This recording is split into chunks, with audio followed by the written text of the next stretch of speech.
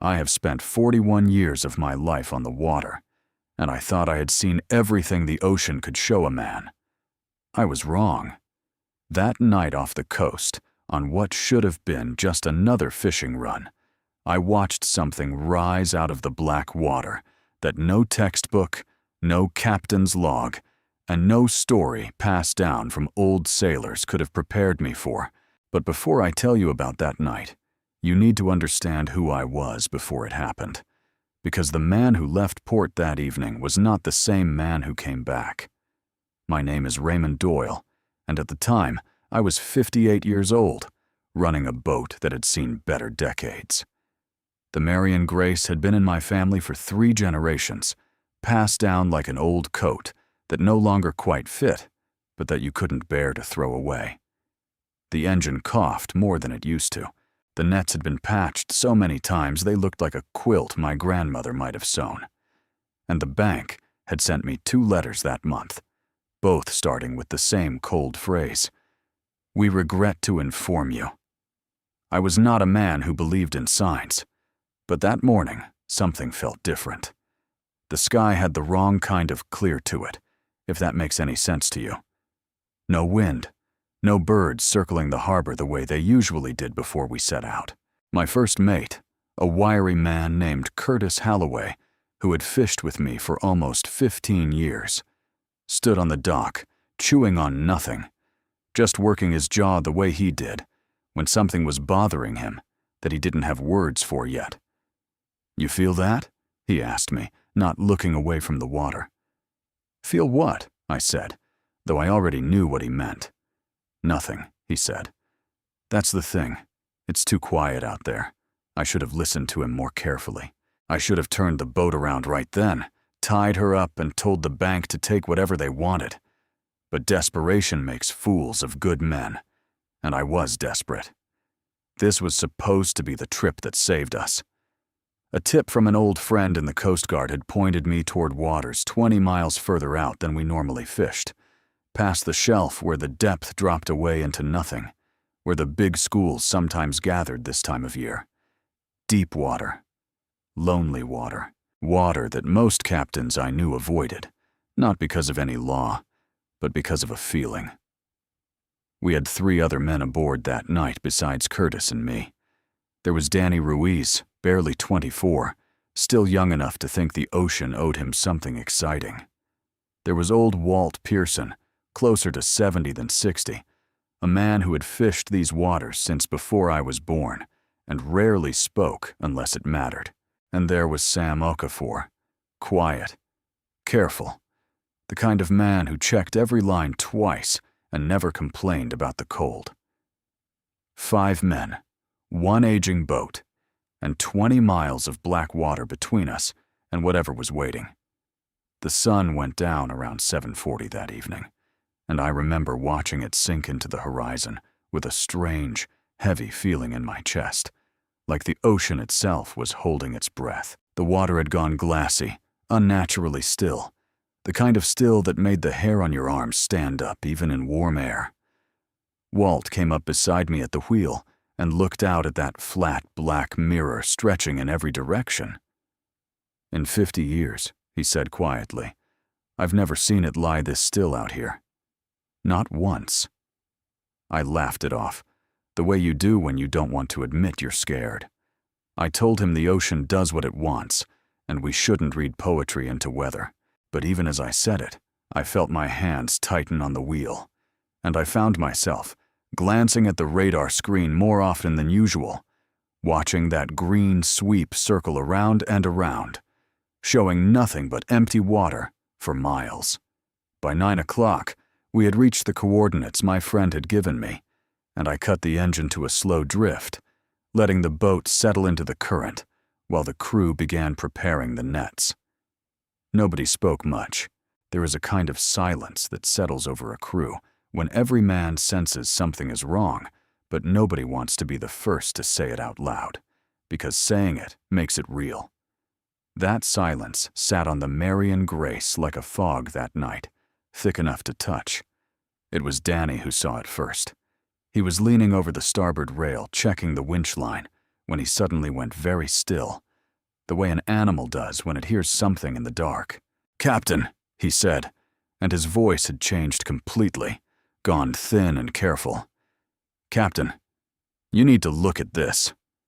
I walked over, and I looked down into water that should have been pure black, the kind of black where a flashlight barely reaches 10 feet before the darkness swallows it whole. Except it wasn't black anymore. Somewhere deep beneath us, impossibly deep, there was a light, a soft, pulsing glow, blue-green, like something breathing beneath the surface of the sea.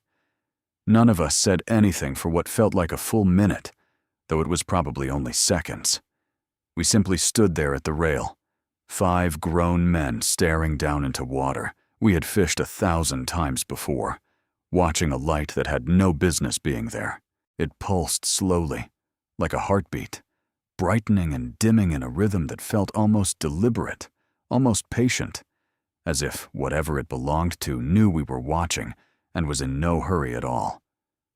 "Bioluminescence," Sam said finally, though his voice carried no real conviction. "Could be a big bloom of it. Sometimes you get that with certain currents." "That's not bioluminescence," Walt said flatly. He had seen plankton blooms before, plenty of them, glowing faintly around the hull like scattered stars. This was different. This light had shape to it. It had edges, faint but unmistakable, like something enormous was lit from within and sitting very still in the water, far below our keel. Curtis grabbed the spotlight we kept mounted near the wheelhouse and swung it down toward the water, though we all knew a boat's spotlight barely penetrates a few fathoms into open ocean at night. The beam hit the surface and disappeared into blackness just like it always did, useless against that kind of depth. But the light beneath us didn't need our spotlight. It was making its own. "How deep is it out here?" Danny asked, and I could hear the tremor working its way into his voice now, the bravado of youth starting to crack. I glanced at the depth sounder. 410 feet, I said. Give or take. 410 feet. And whatever that light was, it looked close enough to touch. That should tell you something about its size, because at that depth, in that darkness, for something to appear that bright and that near the surface, it would have to be massive beyond anything reasonable. I remember doing the math in my head without wanting to, some old fisherman's instinct calculating scale against distance, and not liking the answer I kept arriving at. We should have pulled the anchor and gone home right then. I have told myself that 100 times since, lying awake at 3 a.m, replaying every decision I made that night. But there is a kind of curiosity that overrides fear in men who have spent their lives on the water, a need to understand what you're looking at before you run from it. And that curiosity kept my hands off the throttle far longer than they should have stayed. "Captain," Curtis said, low and steady, the voice he used when he needed me to actually listen. "I think we ought to pull up and move off. Whatever that is, I don't like it." I told him to give it a few more minutes. I told the crew to keep the nets ready in case it was some strange congregation of fish, a bloom of something we'd never seen, but could still profit from. I want to be honest with you now. In a way, I wasn't with myself that night. I think some part of me simply refused to believe the impossible was happening in front of me, and that refusal cost us precious time. The light began to grow brighter, not flickering anymore, not pulsing gently the way it had at first, but swelling steadily, like something drawing a breath before it speaks. The water around the glow began to churn, small waves rippling out across that glass-flat surface where there had been no wind, no current, nothing to disturb it just minutes before. "It's rising," Walt said, and for the first time in 15 years of knowing him, I heard real fear in an old man's voice that had weathered hurricanes and lost friends to the sea without ever once trembling. "Raymond, whatever that thing is, it's coming up." We stood frozen at the rail, all 5 of us, watching the ocean itself seem to swell upward, watching that impossible light grow larger and closer with every passing second, and not one of us could find the words or the courage to move. The water in front of our bow began to bulge upward, a great swollen dome that pushed the surface higher and higher, sheets of ocean sliding off its sides like water off the back of some enormous surfacing beast. Except there was no beast, only that light, and beneath the light, something solid taking shape in the darkness. I have relived this moment more times than I can count, and each time I search for a comparison that fits, and each time I fail, because there is nothing in my experience that looks like what rose out of that water. It was massive. I want you to understand that word the way I mean it, not the way people casually use it to describe a big fish or a passing tanker. This thing, whatever it was, dwarfed our boat the way a whale dwarfs a minnow. My best guess, and I have thought about this more than any reasonable man should, is that it measured somewhere close to 400 feet across, disc-shaped, though the edges seemed to shift and blur in a way that made exact measurement nearly impossible, as if the object itself did not want to be measured. The surface of it, once it cleared the water, had no rivets, no seams, no markings of any kind that I could see. It was smooth, dark, almost matte black, except where that blue-green light pulsed from somewhere along its underside, illuminating the water around it in slow, rolling waves of color. No sound came from it, no engine roar, no hum, no mechanical groan of metal under strain, just silence, total and complete, as if the ocean itself had gone mute in its presence. Danny was the first to break, dropping to his knees on the deck with a sound somewhere between a sob and a laugh, the kind of noise a man makes when his mind cannot process what his eyes are showing him. Sam had gone pale and rigid, gripping the rail so hard his knuckles had turned white. Curtis had gone completely still beside me, and when I glanced at him, his lips were moving without sound, and I realized after a moment that he was praying, something I had never once seen him do in 15 years together. Old Walt was the only one who spoke. "Lord have mercy," he whispered, and then he said nothing else, because there was nothing else to say. The object hovered there, perhaps 80 feet from our starboard side, rising until its full bulk cleared the surface, water streaming off its underside in curtains that caught what little moonlight there was and turned it silver as it fell. It did not move toward us. It did not seem, in that moment, to be aware of us at all. Or if it was, it gave no indication of caring. It simply hung there above the water, silent, glowing, patient in a way that felt worse than aggression would have felt. I had cut the engine to drift earlier that night, and now I found I could not make my hand move to restart it. Every instinct I had built over 4 decades on the water told me to run, and yet my body would not obey. Frozen the same way Danny's had frozen, the same way all of ours had frozen, held in place by something I can only describe as a paralyzing, primal awe. It was Sam who noticed the whale. She had surfaced perhaps 30 yards off our port side sometime earlier, a humpback we had actually noted with mild interest before the light appeared, blowing twice and settling into the calm water to rest, as they often do in that region this time of year.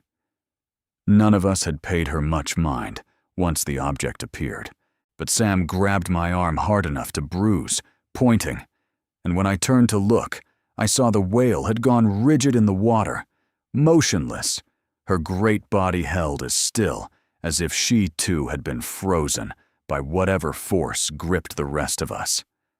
Then the beam of light came down.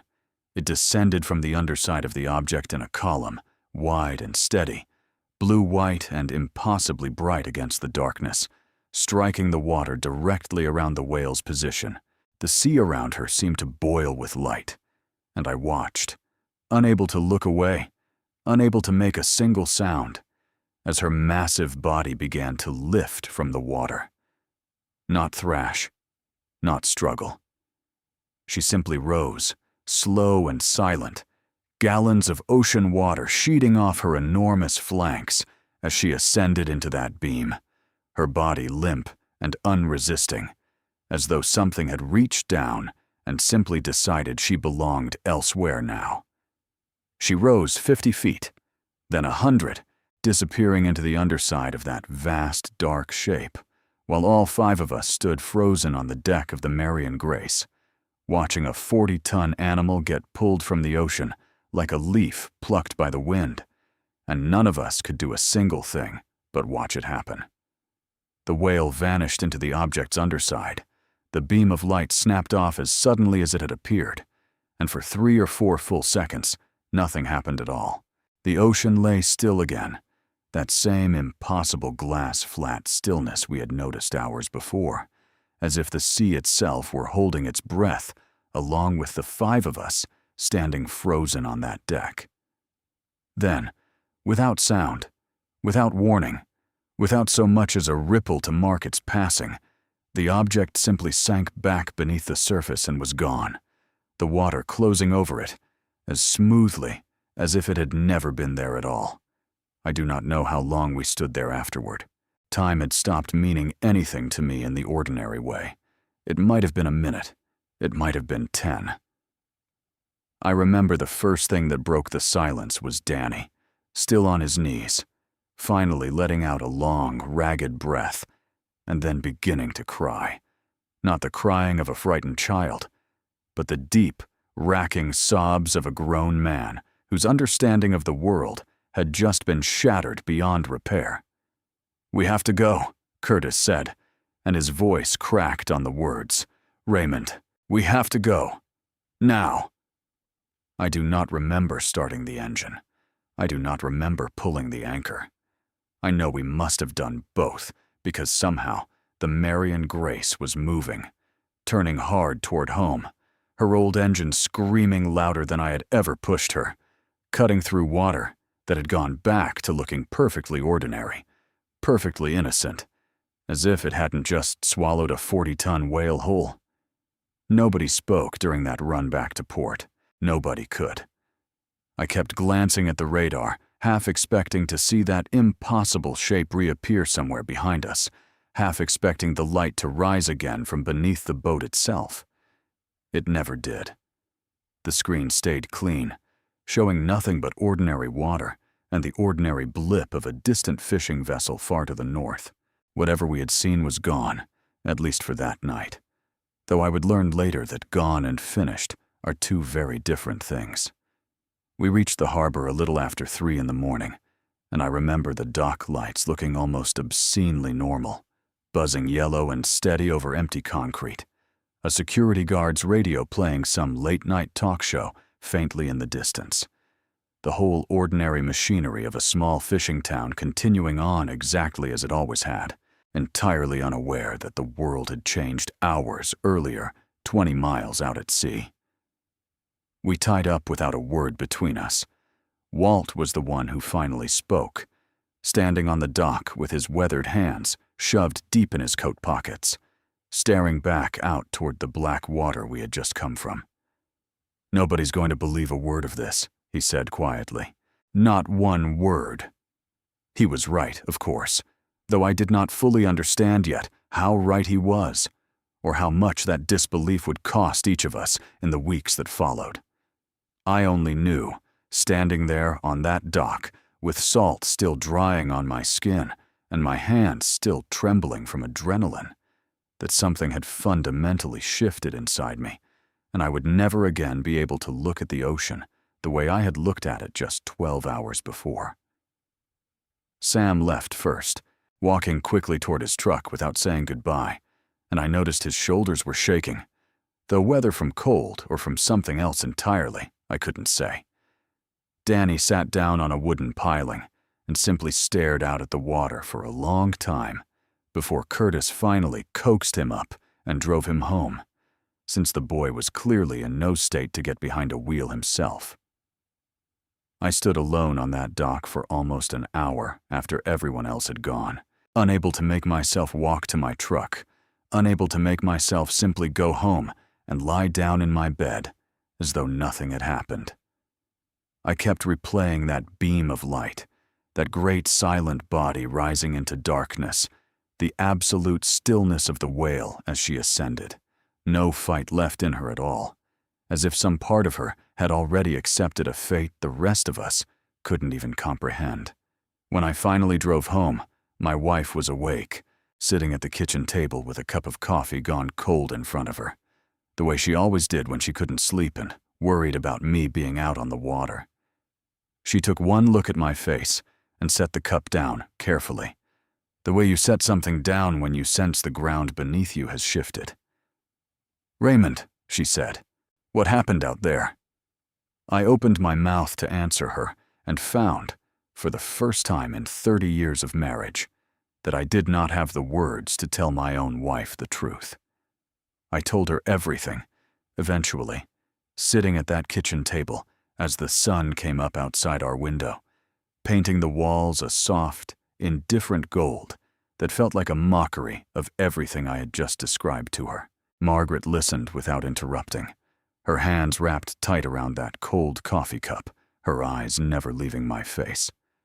When I finished, she was quiet for a long moment, and I braced myself for the doubt I expected to see settle over her features. "I believe you," she said instead, and something in my chest loosened that I hadn't realized was clenched so tight. "I've been married to you for 31 years, Raymond Doyle. I know when you're lying, and I know when you're not. You're not lying to me now." That was the last time, for many weeks, that anyone would say those words to me without hesitation. Word travels fast in a town built around one small harbor, and by the following afternoon, half the docks were already whispering about the crazy story Raymond Doyle and his crew had come back with. I didn't tell anyone myself. I didn't have to. Danny, still shaken and unable to keep silent about what he'd witnessed, had told his girlfriend, who had told her sister, who had told half the town before the sun set that first day. The reactions varied, but none of them were kind. Some men simply laughed, the easy, dismissive laughter of people who assume you're either drunk or looking for attention. Others grew quiet and uncomfortable around me, the way people do around someone they suspect might be losing their grip on reality, watching me a little too carefully, choosing their words a little too gently, the way you'd talk to a man recovering from a breakdown. Old Pete Sorensen, who had run the bait shop on the harbor for as long as I could remember, was blunter than most. "Raymond," he said to me one morning, not unkindly, "you've had a hard couple years. The bank, the boat, all of it. Man's mind can play tricks under that kind of pressure. Maybe you ought to see somebody." I understand now why he said it. I might have said the same thing myself had our positions been reversed. But at the time, hearing it felt like a physical blow. A friend I had known for 20 years essentially telling me he thought I had lost my mind. I walked away from him without answering, because I didn't trust myself to speak without breaking down entirely right there on the dock in front of God and everybody. The local paper ran a small piece about it, 3 paragraphs buried on page 6, written with the kind of condescending amusement reserved for stories about swamp creatures and ghost lights, treating my testimony as local color rather than something that had actually happened to 5 grown men on a boat 20 miles offshore. I read it twice and then couldn't bring myself to look at another newspaper for almost a month. Sam stopped answering my calls within the first week. I understood, in a way. He had a young family, a reputation to protect in a small community where reputation meant everything, and associating himself publicly with a story about UFOs and vanishing whales was not something a sensible man with children wanted attached to his name.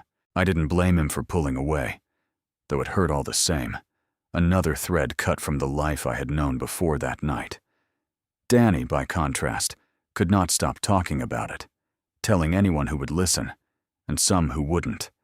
and I watched, with a growing sense of dread, as the town's amusement toward him curdled into something closer to pity, and then, eventually, into something colder.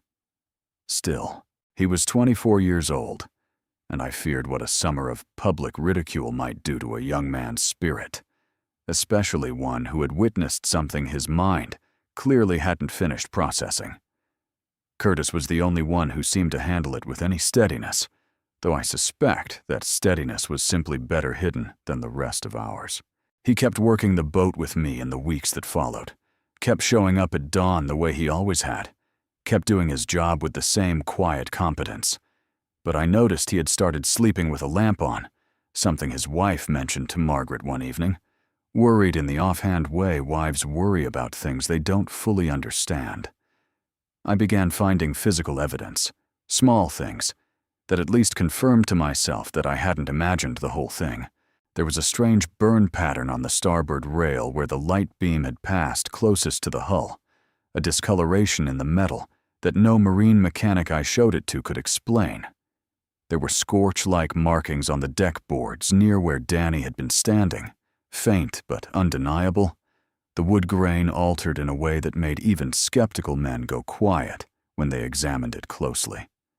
None of it was enough to convince anyone who hadn't been there themselves. I began to understand, in those long and lonely weeks, what it must feel like to know something true and be unable to make another living soul believe you. To carry a truth so heavy and so strange that it isolates you even from the people who love you most, simply because they cannot follow you into the place where that truth lives. It was almost 3 weeks after that night when I first heard the name, Dr. Eleanor Vance, and I heard it in the unlikeliest of places, from Pete Sorensen of all people, the same man who had suggested I see somebody about my mental state. He mentioned her almost as an afterthought while I was buying line at his shop, saying there used to be a woman who came through town years back, asking fishermen questions about strange lights and strange happenings out past the shelf, and that she'd left her card behind more than once in case anyone ever had something to report. Kept it in a drawer somewhere, Pete said, digging through a cluttered shelf behind his register with the slow patience of a man who had all the time in the world. Figured it was nonsense back then. Might not be, given what you've been going on about. He found the card eventually, worn soft at the corners, the ink faded, but still legible. Demorn. Eleanor Vance, it read. Marine Anomalies Research Group, with a phone number and an email address beneath it. I stood there in that cluttered little bait shop for a long moment, staring at that small rectangle of cardstock, feeling something shift inside my chest that I can only describe as hope, the first real hope I had felt in nearly a month. I called that same afternoon, my hands shaking slightly as I dialed, half expecting to reach a disconnected number or some answering service that would swallow my message into silence forever. Instead, a woman's voice answered on the second ring, calm and unhurried, the kind of voice that had clearly fielded a great many strange phone calls over the years and had long ago stopped being surprised by any of them. I told her who I was, where I fished, and I began to describe what had happened, stumbling over my words the way I always did when I tried to explain it, bracing myself for the polite dismissal I had grown so used to receiving. But Dr. Vance did not dismiss me. She interrupted me only once to ask a single question in a voice that had gone suddenly, carefully sharp. The light, she said, before the object surfaced. Did it pulse in a slow rhythm, or did it flicker irregularly? Slow, I said, like a heartbeat almost. There was a long pause on the other end of the line, long enough that I wondered if the call had dropped.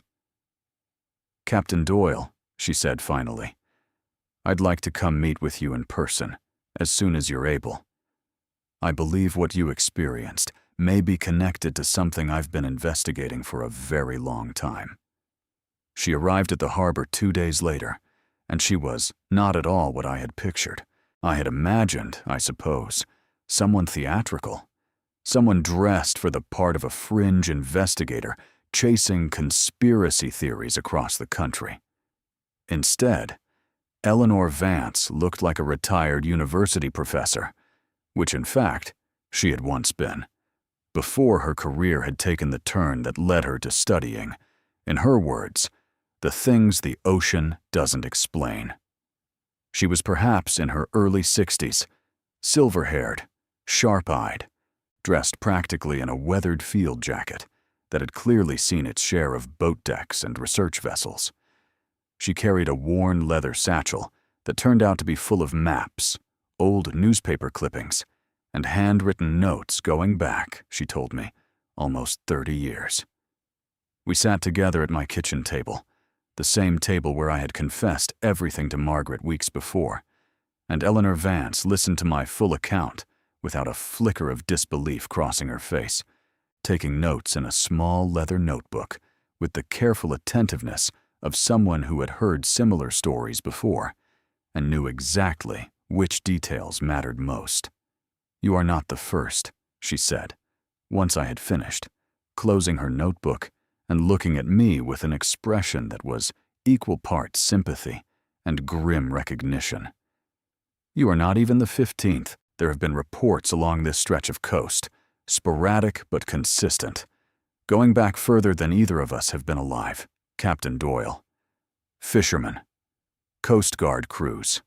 A research vessel in 1987 that lost 3 crew members overnight and never fully explained what happened to them." "Why doesn't anyone know about this?" I asked, my voice barely above a whisper. "Because every single person who reported it," she said quietly, "was treated exactly the way you have been treated these past 3 weeks. Disbelieved, isolated, made to feel as though they had lost their minds. It is remarkably effective at keeping a phenomenon hidden, Captain, when the simple act of witnessing it destroys a person's credibility." She paused, studying me carefully. "I have spent 30 years trying to understand what is happening out there. I believe for the first time in a long while that we may finally have enough pieces to see the full shape of it." Eleanor spread her materials across my kitchen table that evening, and Margaret, bless her, kept the coffee coming and said almost nothing, though I could see her studying every document with the same hungry attention I felt myself. There were newspaper clippings yellowed with age, reports of strange lights off the coast dating back decades, most of them buried in back pages the same way my own story had been, treated as curiosities rather than evidence of anything real. "Look here," Eleanor said, tapping a nautical chart she had unfolded across the table, dotted with small red marks scattered along a rough line parallel to the coast, following the edge of the continental shelf almost exactly. Every documented sighting I've collected over 3 decades falls within this corridor. Not randomly, not evenly distributed along the whole coastline, the way you'd expect if it were simply chance or misidentification. They cluster here, specifically, where the shelf drops away into deep water. I studied the chart, and my stomach tightened as I recognized the coordinates. The spot where we had encountered the object sat almost precisely at the center of that corridor, close enough that I felt a chill crawl up the back of my neck, despite the warmth of my own kitchen. "There's more," she continued, pulling out a second sheet, this one covered in her own handwriting, dates and times listed in careful columns. "I've cross-referenced every sighting with lunar cycles, tidal patterns, and water temperature readings from historical records. There's a pattern, Captain Doyle, though I confess I haven't fully cracked it yet. Most sightings cluster around new moons in periods of unusually calm water, during a narrow window of ocean temperature that only occurs a handful of weeks each year." "The water was dead calm that night," I said slowly, remembering Walt's words on the deck, the strange, unnatural stillness that had unsettled him after 50 years on the water. Walt said he'd never seen it lie that flat before, not once in his whole life. Eleanor nodded, unsurprised. That stillness may not be a coincidence at all.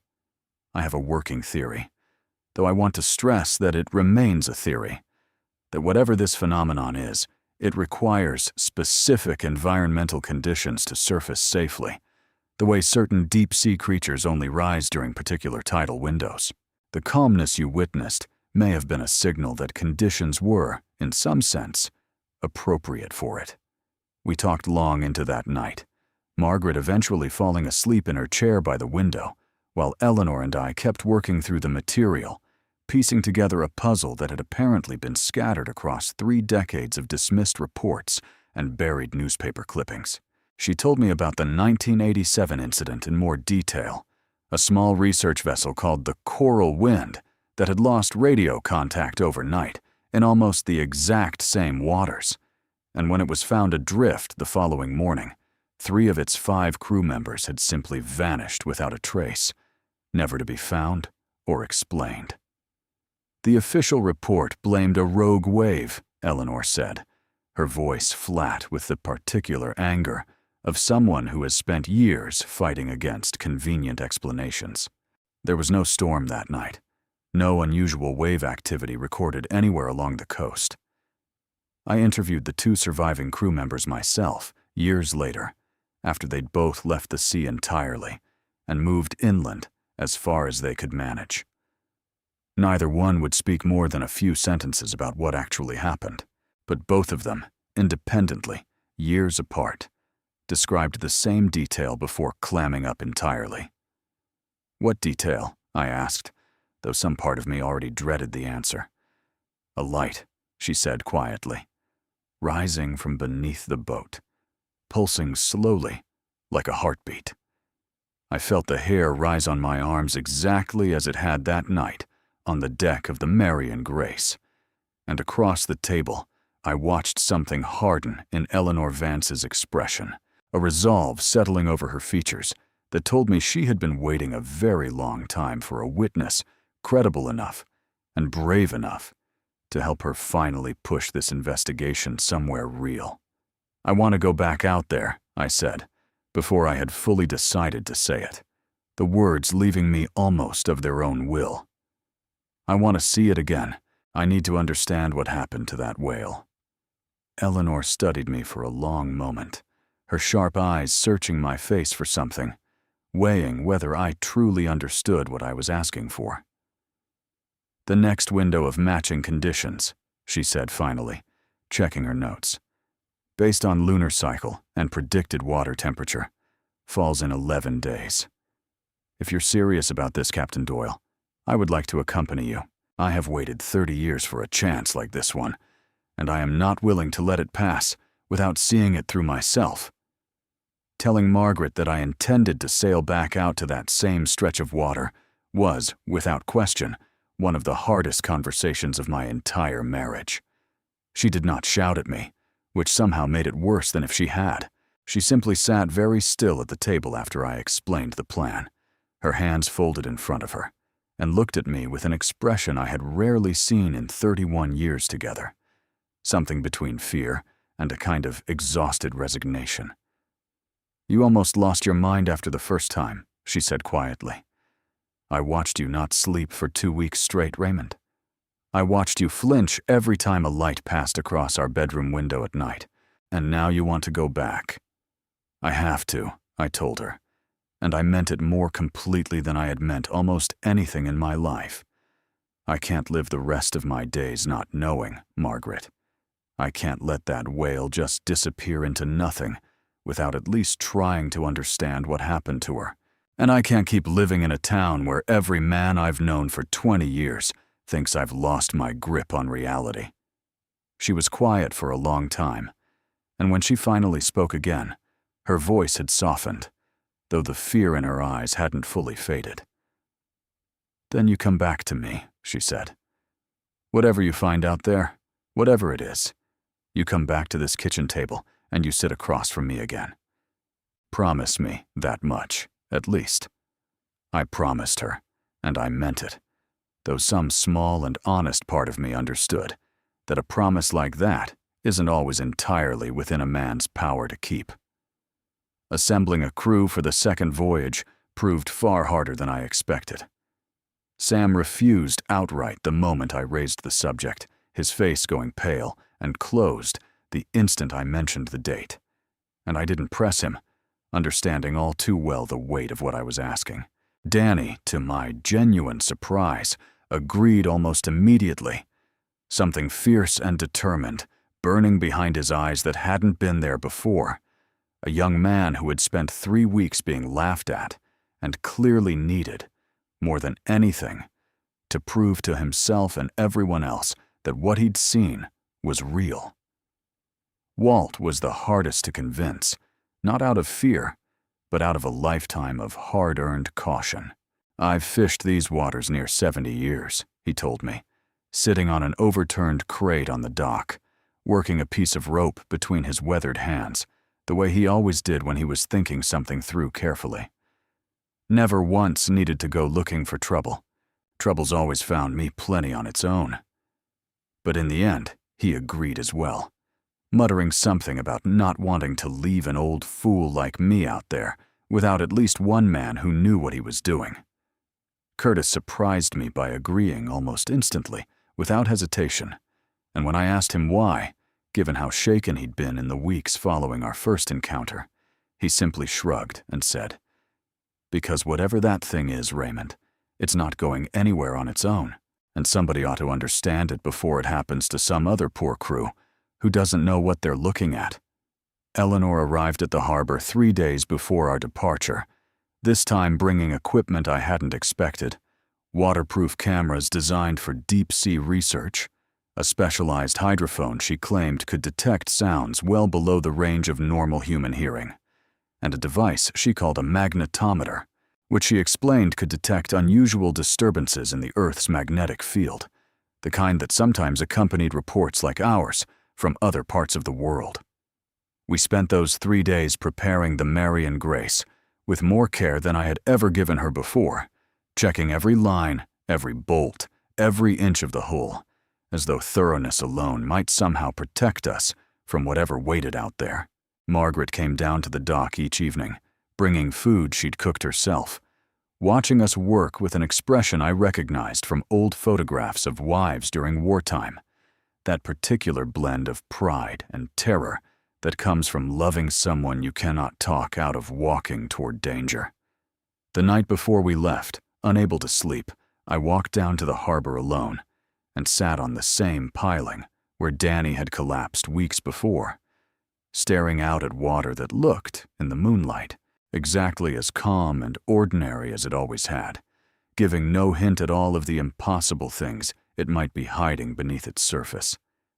I thought about the whale, about that terrible, patient stillness in her body as she rose into the light, no fight left in her at all, and I found myself praying, in a way I hadn't prayed since I was a boy, that whatever we found out there would somehow make sense of what I had witnessed. We cast off at dawn, 5 men and 1 determined researcher aboard an aging boat, sailing back toward the same coordinates that had already changed my life once. None of us entirely certain whether we were chasing understanding or simply chasing our own undoing, but all of us, in our own private ways, having decided we could no longer live without knowing the truth. We reached the coordinates just before sunset, the sky bruising slowly into deep orange and purple as the sun sank toward the horizon, and I found myself watching that same sky with a dread I hadn't fully anticipated, remembering how quickly darkness had swallowed everything the last time we'd been in these waters.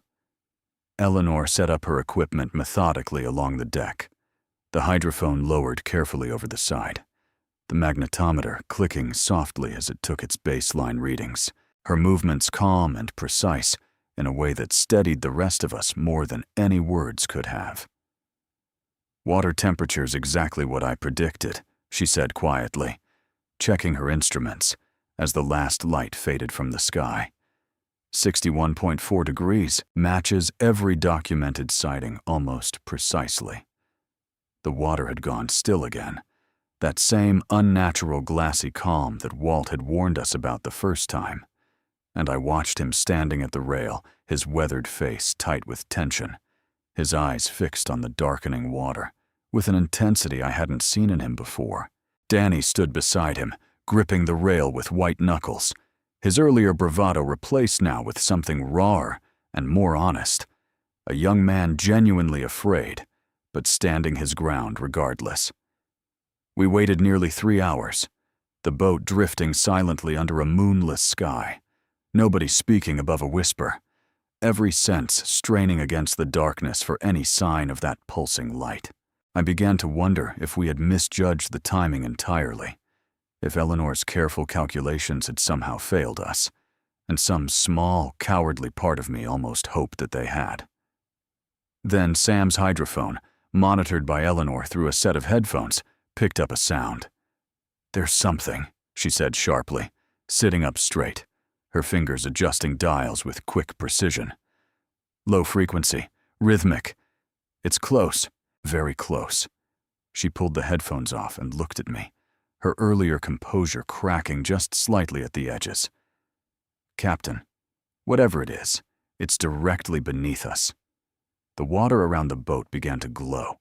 It started faint, the way it had before, a soft blue-green pulse rising from somewhere deep in the darkness, growing steadily brighter as it climbed toward the surface, illuminating the hull of the Marian Grace in shifting, watery light.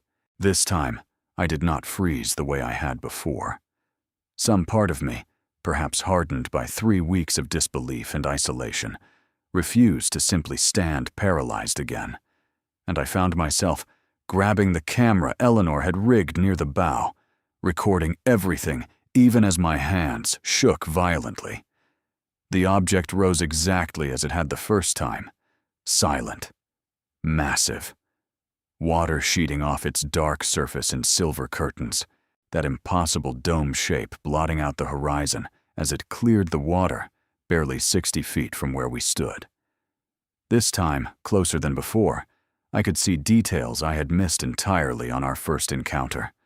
Faint patterns etched into the surface, geometric and precise, glowing faintly along seams that pulsed in rhythm with the larger light beneath its hull.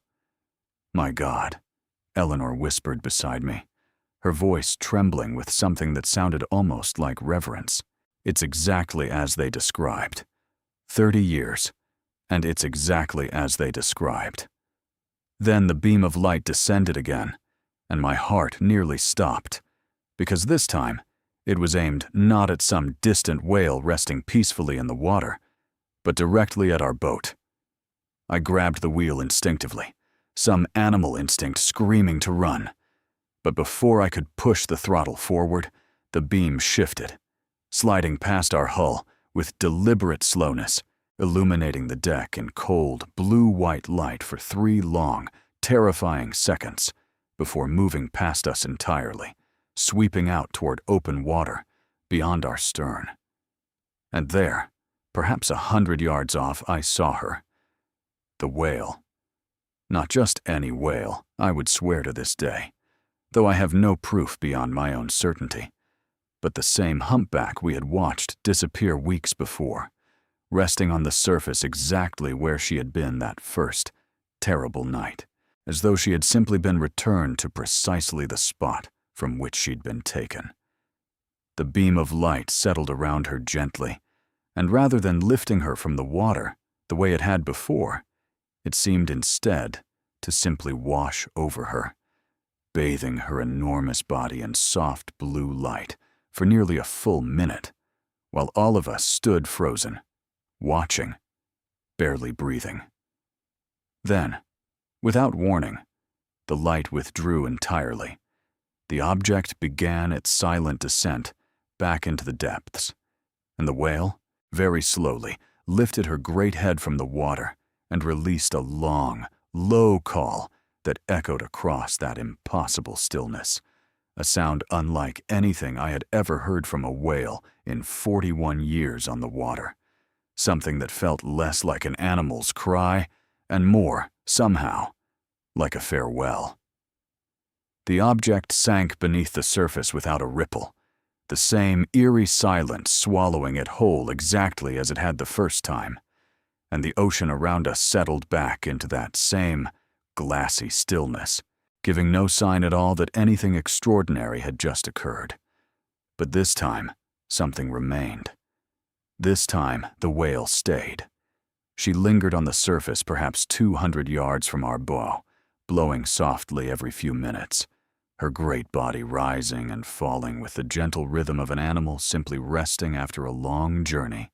And none of us could look away from her, this creature who had somehow returned to us out of whatever impossible place she had been taken to weeks before.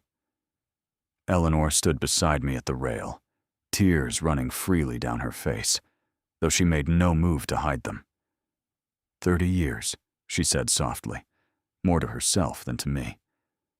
30 years of being laughed out of rooms, losing funding, losing friends, being told I'd wasted my career chasing shadows. And here she is. Here she actually is. I understood in that moment something about Eleanor Vance that I hadn't fully grasped before. The sheer weight of isolation she had carried for 3 decades, disbelieved and dismissed the same way I had been for a few short weeks. Except, she had endured it for the better part of her entire adult life, all in pursuit of a truth she'd never been able to prove to anyone but herself. Until now. Walt was the one who finally spoke what the rest of us were thinking. "She's not scared of us," he said, watching the whale drift closer, cutting the distance between us slowly, deliberately, in a way that felt almost purposeful. "Look at her. She's not scared at all." The whale continued, closing the distance, until she rested no more than 30 feet from our hull, close enough that I could hear each breath she took, that particular deep, resonant sound of air moving through massive lungs, close enough to see the barnacle scars along her flank and the pale patterns unique to her species marking her skin like a fingerprint. She hung there in the water, watching us, or so it seemed, with one large, dark eye rolled toward the boat, and I felt, standing there at that rail, a connection to another living creature unlike anything I had experienced in my entire life. "What do you think happened to her?" Danny asked quietly, his earlier fear replaced now with something closer to wonder. "Up there, wherever she went." "I don't know," Eleanor said honestly. "I may never know. But look at her, Danny. Whatever happened to her, she doesn't appear harmed. If anything..." She paused, studying the whale's calm, unhurried movements. "If anything, she looks healthier than most humpbacks I've observed in the wild, almost as though she'd been cared for." We stayed with her for almost an hour, none of us willing to be the first to suggest starting the engine and breaking whatever strange, quiet communion had settled over that stretch of ocean. Curtis eventually broke out the small store of coffee we'd brought, and we passed the thermos between us in near silence, watching that magnificent animal rest peacefully beside our boat, as though nothing at all extraordinary had happened to her, as though she had simply been away on some long journey and had now, finally, come home. When she finally sounded, diving beneath the surface with a slow, graceful roll that sent her enormous tail rising into the night air before disappearing beneath the black water, I felt an ache in my chest that surprised me with its intensity, a grief entirely disproportionate to losing sight of an animal I had known for less than an hour, and yet entirely real all the same. We sailed home as the eastern sky began to lighten, and this time, the silence aboard the Marian Grace felt different than it had after our first encounter. It was not the silence of trauma or fear, but something closer to reverence. 5 men and 1 researcher who had witnessed something impossible, not once, but twice, and had come away from it not broken, but somehow, strangely, whole. Margaret was waiting on the dock when we arrived, exactly as she'd promised she would be, and she ran to me the moment I stepped off the boat, holding me tighter than she had in years, and I held her back just as fiercely, remembering my promise from days before, grateful beyond words that I had been able to keep it. The town never fully believed us, not even after Eleanor published her findings months later, backed by hydrophone recordings and magnetometer readings that suggested something in that data even the most stubborn skeptics couldn't entirely dismiss. Some things, I have come to understand, people simply cannot accept until they witness them with their own eyes, and I no longer feel the need to convince anyone who wasn't standing on that deck beside me. What I carry with me now, more than the fear or the wonder or even the strange fame that eventually followed our story, is the memory of that whale's eye meeting mine across 30 feet of dark water, and the quiet, unshakable certainty I felt in that moment that the ocean holds mysteries far greater than anything I had imagined in 41 years of making my living upon it. I still sail these waters most mornings, older now, slower, but no longer afraid of what might rise beneath my keel. Because somewhere out there, in the deep and silent places where the shelf drops away into darkness, something is watching over this ocean, gently, patiently, and perhaps in ways I will never fully understand, watching over us as well.